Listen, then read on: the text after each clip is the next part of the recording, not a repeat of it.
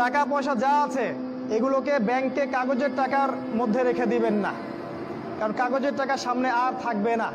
লিখে রাখেন, কয়েক বছর পরে দেখতে পারবেন। সমস্ত টাকা হয়ে যাবে ইলেকট্রনিক, খালি পাঠাবেন।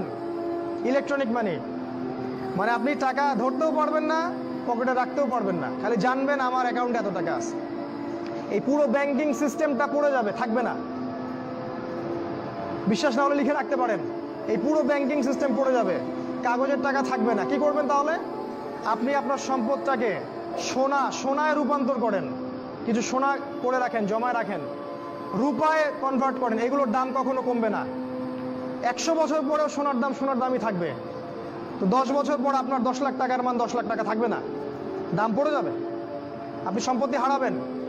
এইভাবে তারা সারা বিশ্বকে লুট করছে, এই কাগজের টাকা দিয়ে তারা সারা বিশ্বকে লুট করছে। এটা বুঝবেন না, পরে বুঝবেন। আচ্ছা, শুনে রাখেন। আর কি করতে পারেন? গবাদি পশু ব্যবসা ইনভেস্ট করেন। আরেকটা কাজ করতে পারেন, জমি কিনে রাখতে পারেন, এটা ভালো জিনিস। এই জিনিসগুলোতে টাকা কনভার্ট করেন। শেষ জামানায় আপনার কাগজের টাকা থাকবে না, আপনি ক্ষতিগ্রস্ত হবেন।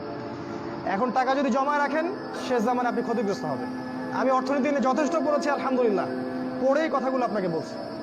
আর কি করবেন? যদি সম্ভব হয়, আপনারা তো গ্রামেই থাকেন মাশাআল্লাহ, শহরে যারা থাকে তাদের উদ্দেশ্যে বেশি বলছি এটা, কারণ এটা অনলাইনে যাবে।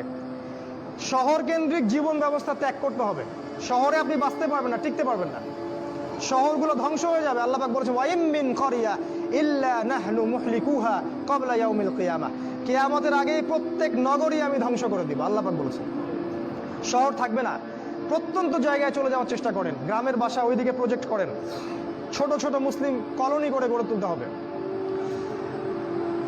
এই কাজগুলো করতে পারেন। আর কিছু করতে পারেন, শারীরিক প্রস্তুতি নেন। ফিজিক্যালি, যুবকদেরকে বলবো, ফিজিক্যালি প্রস্তুতি নেন, ব্যায়াম করেন, ভালো খাবার খান, নিয়মতান্ত্রিক জীবনযাপন করেন, এলোমেলো জীবনযাপন করবেন না। আর নিয়মতান্ত্রিক জীবনযাপন করার সবচেয়ে উসওয়াতুল হাসানা হচ্ছে রাসূলুল্লাহ সাল্লাল্লাহু আলাইহি ওয়াসাল্লাম। উনার সুন্নাহ মাফিক জীবনযাপন করেন, আপনি ভালো থাকবেন। কারণ সামনের দিনগুলোতে আরো ফিতনা বাড়বে, এবং আমাদের এই যুব সমাজের এবং তার পরবর্তী প্রজন্মের শারীরিক অবস্থাকে নষ্ট করে দেওয়ার জন্যে অগণিত খাবার বাজারে ছেড়ে দেওয়া হয়েছে, যেগুলোর মধ্য দিয়ে অসুস্থ হয়ে যাবে। তাই রাসূলের পদ্ধতি অনুযায়ী জীবনযাপন করেন, ভালো খান, ফ্রেশ জিনিস খান, ব্যায়াম করেন, শারীরিক প্রিপারেশন নেন, আপনি ভালো থাকবেন ইনশাআল্লাহ। এই কাজগুলো আপনাকে ইনশাআল্লাহ শেষ জামানায় বাঁচতে সাহায্য করবে।